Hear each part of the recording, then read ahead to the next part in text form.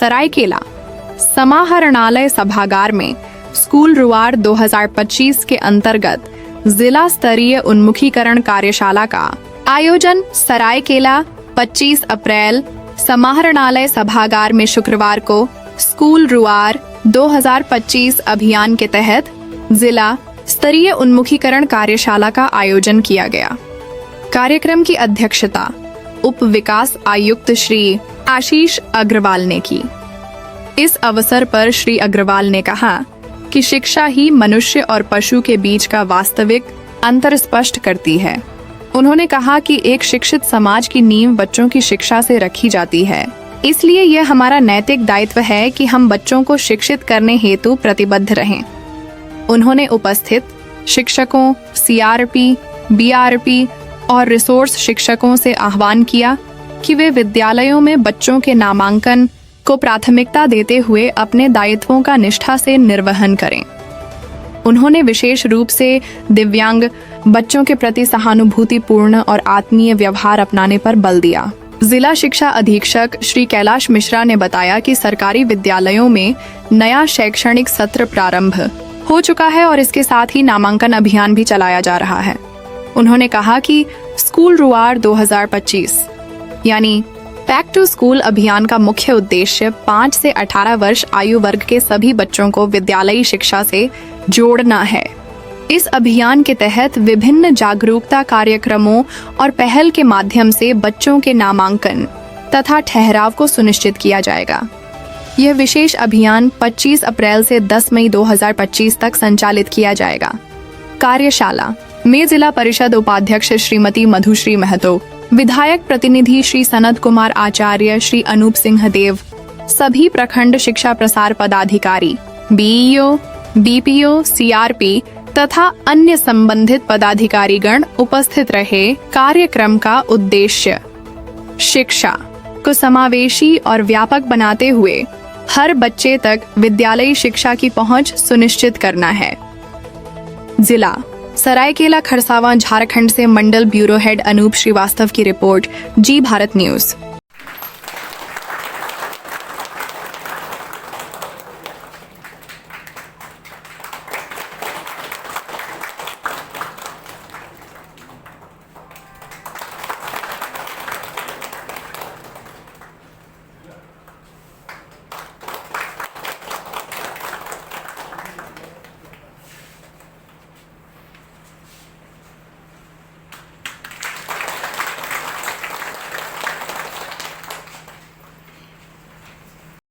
उपाध्यक्ष madam, DSP साहब, सभी हमारे माननीय जनप्रतिनिधि, उपस्थित शिक्षा विभाग के सभी कर्मी, आप सभी को जोहार। ये जो प्रोग्राम है हमारा स्कूल रुआर, ये एक तरह से बहुत ही महत्वपूर्ण कार्यक्रम है। कोई भी जो हमारा बच्चा होता है वो आप मानिए एक पौधे की समान होता है, छोटे पौधे की समान होता है, जिसके अंदर अपार संभावनाएं होती हैं। अब उस पौधे को हम लोग सही तरह से पोषित कर रहे हैं, उसको जल दे रहे हैं, खाद दे रहे हैं, सही तरह से उसका ध्यान रख रहे हैं, वो निर्धारित करता है कि वो पौधा हमारा वृक्ष बनेगा कि नहीं बनेगा। अब हमारे जिला में जो हम देख रहे थे कि अभी भी बहुत सारे बच्चे ऐसे हैं जो विद्यालय में नामांकन नहीं ले पाया, नामांकन लेने के पश्चात ड्रॉप आउट हो गए। तो एक एक बच्चा जो है वो आप ऐसे मानिए एक एक बच्चा जो ड्रॉप आउट हो गया है, नामांकन नहीं ले पाया है। हम शाला का मुख्य उद्देश्य है कि हमारे जिला में जो भी बच्चे जो ड्रॉप आउट हैं, जब किसी तरह से जिन्होंने नामांकन नहीं कराया है, उन सभी का नामांकन हम लोग विद्यालय में करा दें, ताकि हमारे जिला से एक बच्चा जो पढ़ना चाहता है, उसकी योग्यता रखता है, वो पढ़ाई से वंचित ना हो सके। एक जो बच्चा होता है वो एक छोटे पौधे के समान होता है, जिसमें अपार संभावनाएं होती हैं।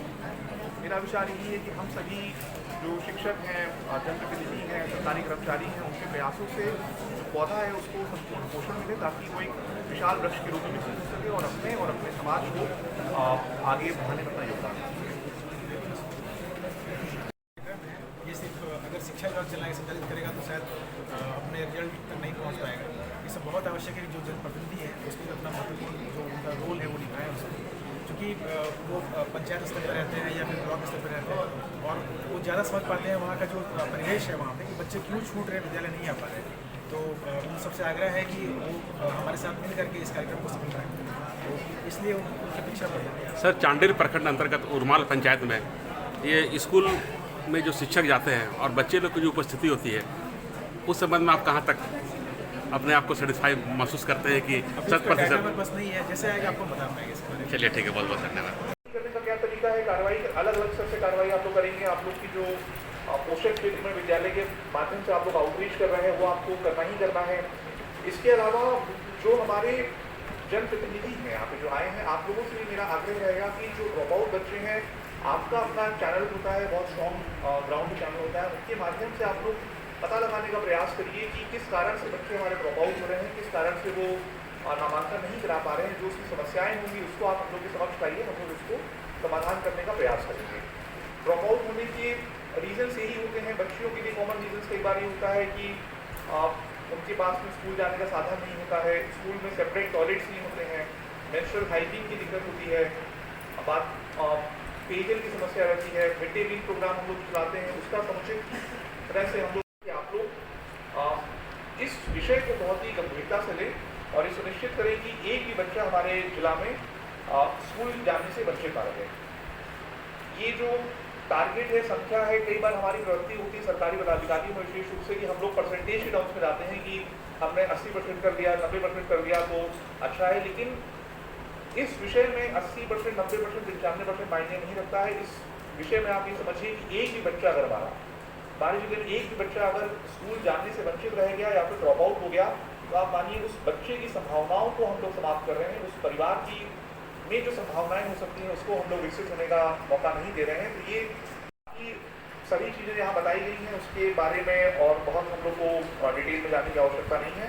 अपील हमारी आपसे यही है कि आज से जो 15-20 दिन बाद जो प्रोग्राम हमारा समाप्त होता है, तो उस समय एक भी बच्चा हमारे जिले में ऐसा ना हो जो योग्य हो, स्कूल जाने के लिए सक्षम हो, लेकिन स्कूल जाने से वंचित हो गया हो।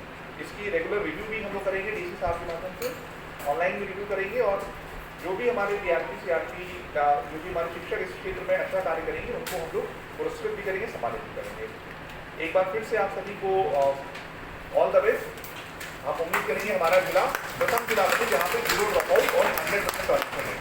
धन्यवाद।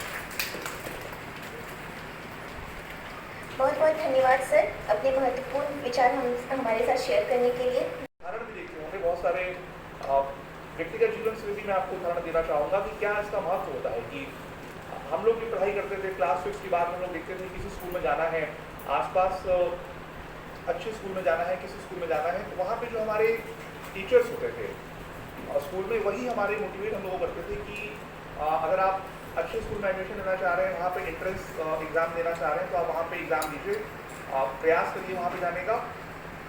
तो उन प्रयासों की फलस्वरूप ही इससे डायरेक्टली लिंक नहीं है, लेकिन मैं आपको बताना चाहूँगा कि मेरे जीवन में भी हमारे टीचर्स से उन्होंने हमेशा मुझे मोटिवेट किया कि आप क्लास 6 के बाद में अगर 6 में जा रहे हैं तो अच्छे स्कूल में नामांकन कराइए, आप हाई स्कूल के बाद में अगर इंटर में जा रहे हैं, दूसरे स्कूल में जा रहे हैं, तो वहाँ पर भी बेस्ट स्कूल में जाने का प्रयास करिए। अब समस्या जो भी हमारे पास में थी उसको हम लोग को समाधान कैसे करना है, उसी के लिए ये हमारा प्रोग्राम चलाया जा रहा है। उसके समाधान के जो आपको तरीके बताए गए वो सब तरीके हैं। उसके अलावा जो हमारे स्टेक होल्डर्स हैं उनके साथ में मैं कुछ बातचीत कहना चाहूँगा कि आपने जो सबसे पहले जो सूची बनाई है यहाँ पे जिन बच्चों की ड्रॉप आउट की सूची है आपकी और या फिर आपका नामांकन ना रहने वाली सूची है, उसमें बहुत सारी जगह हम देख रहे हैं कि 0-0 टिकट दिया हुआ है। क्लास 12 तक पहुंच जाता। तो हमारा मेन उद्देश्य है कि बच्चे को उसके मौलिक अधिकार के रूप में बच्चे को हमको प्राथमिक शिक्षा, उसके बाद में माध्यमिक शिक्षा, उसके बाद में उच्च माध्यमिक शिक्षा क्लास 1 से लेकर के 12 तक पूर्ण कराना ये सरकार का दायित्व है। हम प्रत्येक व्यक्ति इसी के लिए हम काम करते हैं। आज के दिन हम यहाँ बैठे हैं तो इसी के लिए बैठे हैं, लेकिन वास्तविकता कहीं ना कहीं ये भी है कि जैसे हम स्कूल में देखते हैं तो बहुत बच्चे कम रहते हैं, बच्चे नामांकित तो हैं लेकिन उपस्थिति कहीं ना कहीं